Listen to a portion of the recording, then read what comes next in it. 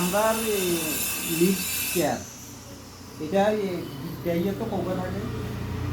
24টা থাকে 24 থাকে না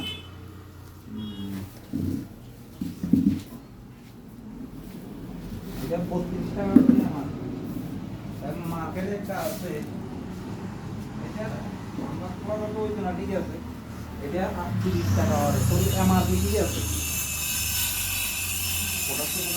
হ্যাঁ ওটা আম বলে আমার বলবে না আমরা না বাজারে তো খোলা বাজার তো আমার মার্জিন থাকলে খাচ্ছি